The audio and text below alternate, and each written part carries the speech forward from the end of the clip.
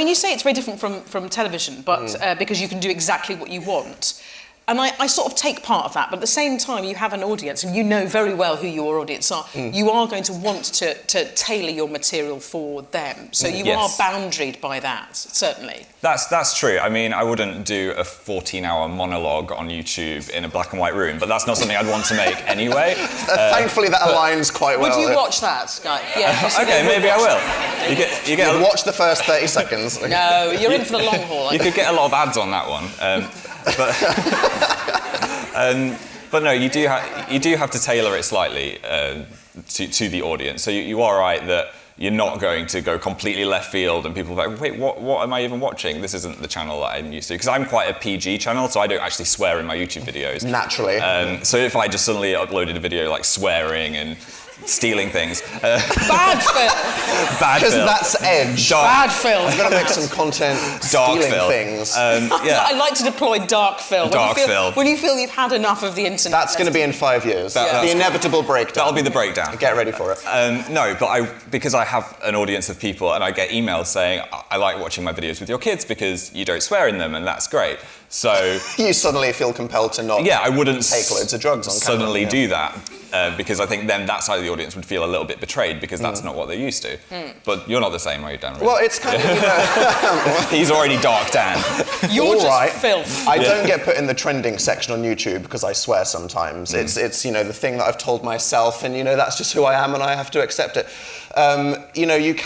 It's about thinking like you got to where you were because you were doing what you want to do rather than thinking about an audience and what people and what's going to get the most hits. So there are, you can tell when someone's just trying to kind of do what they think is going to get views or whatever's hot at the moment. But if you if you built an established audience and a following for your content because you were doing what you want to do, there's an element of, as long as you're being true to yourself, then clearly that's worked so far. I mean, occasionally you're going to do something that's really self-indulgent and horrible and people are going to be like, there was an attempt, but that's fine as long as you don't go in the 14-hour monologue route. It's interesting though, because you can't do everything now because YouTube has a new system where they will remove adverts from controversial topics. Like if you're talking about some things in the news or other things like that, they can flag that and say, no, you can't have ads on that. It will stay on the internet, but you won't make money from it.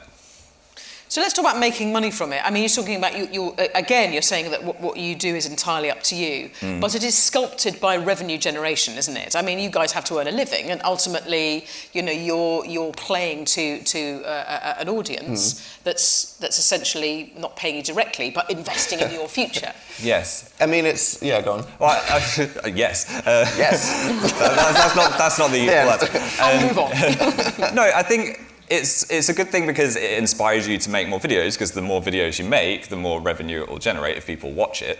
And then it's kind of a thing where if people are watching the videos, then you'll get I mean, we're quite lucky just because we have such a big audience, which means we don't have to compromise on the content itself that much, because YouTube algorithmically, because Google want people to stay on the platform, they prioritize long content uploaded frequently because that's what keeps people sat on YouTube. So us who upload very short content, sometimes very infrequently, don't laugh.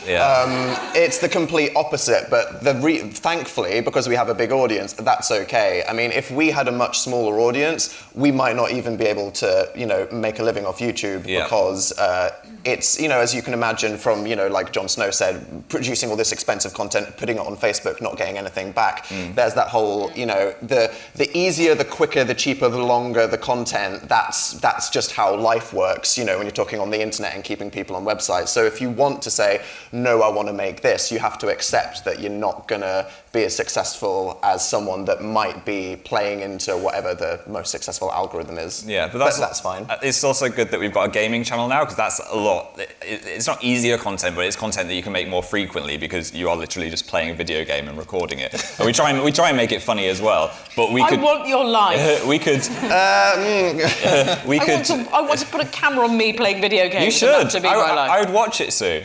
All I do is scream. I scream. Whatever it is, I scream. Okay. Particularly with VR now, it's just me screaming and nobody wants to see that. There's still a lot of setup that goes into it, though. I mean, all the people I'm sure you've heard of, the PewDiePie and other people like him, just at this side of the room. But even then, it's very multi-talented. Like a YouTuber, they're not just someone that sits in front of a camera and talks. because it's a completely independent discipline, really a YouTuber is someone that knows how to set up a camera, set up sound, set up lighting, get ready for something, script something, perform something, take it into a computer, edit it, do the processing, upload it to YouTube, market it, sustain an audience, and kind of live the PR responsible size, public face of the channel, as it were. So even someone that is a gamer on YouTube, they spend an entire day just producing one gaming video, and you might see 15 minutes of someone talking, playing Minecraft, but for them it's been 6 hours of every single discipline that goes into creating video entertainment rolled into one, and that's an uphill struggle. I mean, like, as you saw from those videos, it's looked so bad at the start for so long, it was just absolutely terrible. But it's really cool how, as technology has come on and people have learned to do things, and because you can go on YouTube, search a tutorial for everything, and before you know it, a 16-year-old could be a pro in using Final Cut X or something like that in 2 weeks. So it's really cool. Yeah. Do you think there's still an element of snobbishness from the television community about vloggers? You go. Well, the thing is, I think... Was Phil just going to go, yes? Yep, no. Okay, no. The thing is, I think there's a bit of misunderstanding as to what the term vlogger means and what YouTube is in general, because it's kind of like pop music. Inevitably, the names that rise to the top are going to be the Britney Spears of YouTube. So if you're into if you're not into vlogging, you're into filmmaking or sketch comedy or personal trainers or the infinite world of any kind of content out there, not all of them are going to be as big as the Britney Spears or Michael Bublé's of YouTube, which are the names that you've heard of.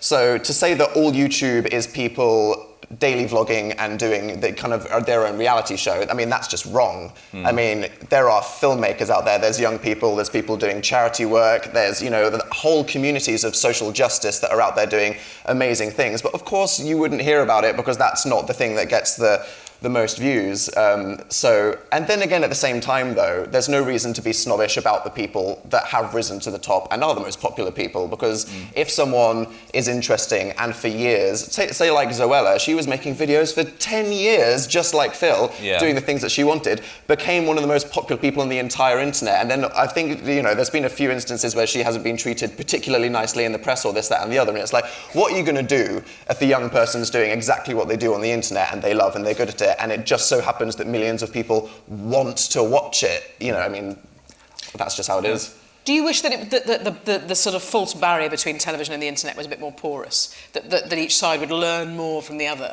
I think it is becoming more porous. I think now when we speak to people from TV, they understand what we do, which I think 4 years ago was not the case. It was always... You think television has just understood the internet? No, not the How internet. damning. Not the internet itself. It's just like what YouTubers do and video makers online.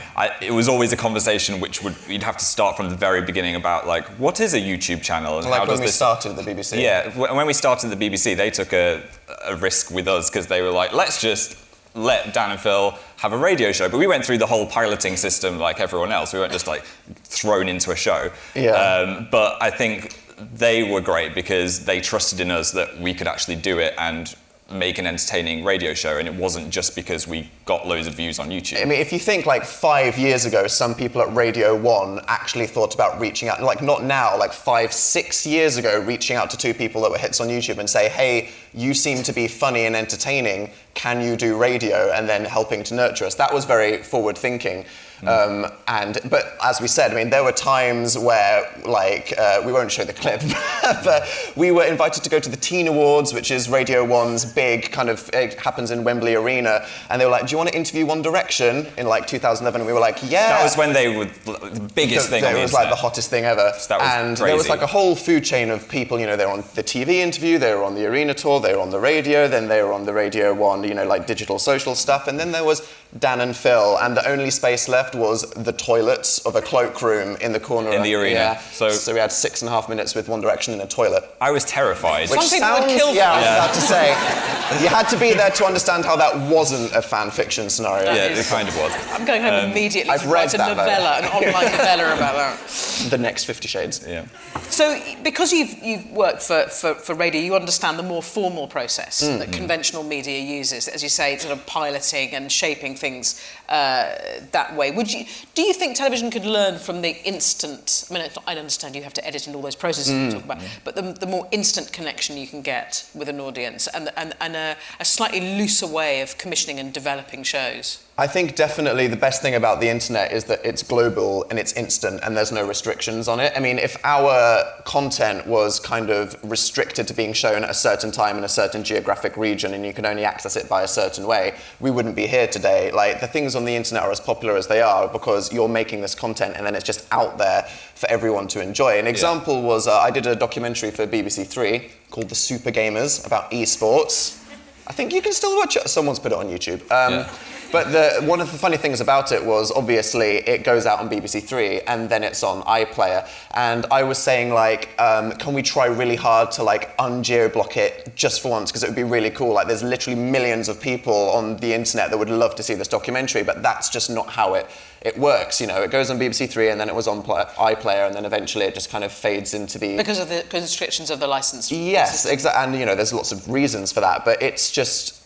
I was just imagining, like, if I just put that on my YouTube channel, then suddenly, like, millions of people would have been able to create this content. So sometimes we've had a lot of infuriating experiences where you kind of get hit by that bureaucracy where it's like, for XYZ reasons, you can't share this here, you can't quite do that. Especially when we're working with channels on big things. There's a lot of questions where people are like, this is how it is, and we're like, why? And it takes so long kind of to deprogram some people to think, if I can do that, I guess we should just try it and then see what happens. So we're just so used to everything being global, so if we are in something that's only blocked to the UK and only people can watch it in the UK service, then we'll be less likely to want to share it with our audience, because then everyone in America and Australia are like, well, how do we watch this? Like, we want to get involved as well, and they can't.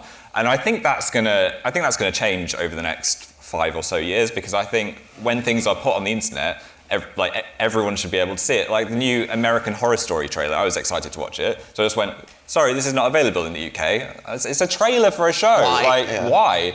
Everyone should be able to see it. I suppose that's a different model. It's about preserving. It's about keeping content and keeping IP, whatever it's about. But as you say, you come from a world where sharing is your first port of call, and there's no restriction on any of it. No. I think it's like someone's just going to torrent something if they can't get it within 24 hours. I mean, that's the fact that we all know, right? So it's like, oh, what, the trailer wasn't there on YouTube for Phil to watch? Well, that's okay, because 10,000 people have ripped it and put it on Tumblr or on some Russian website just because people want to see it. So I think it's like Netflix have been like, okay, boom, everyone in the world can watch this TV show at the same time. Like, inevitably, I think that's one of the things that, you know, you just have to give the people what they want, because they're going to get it either way.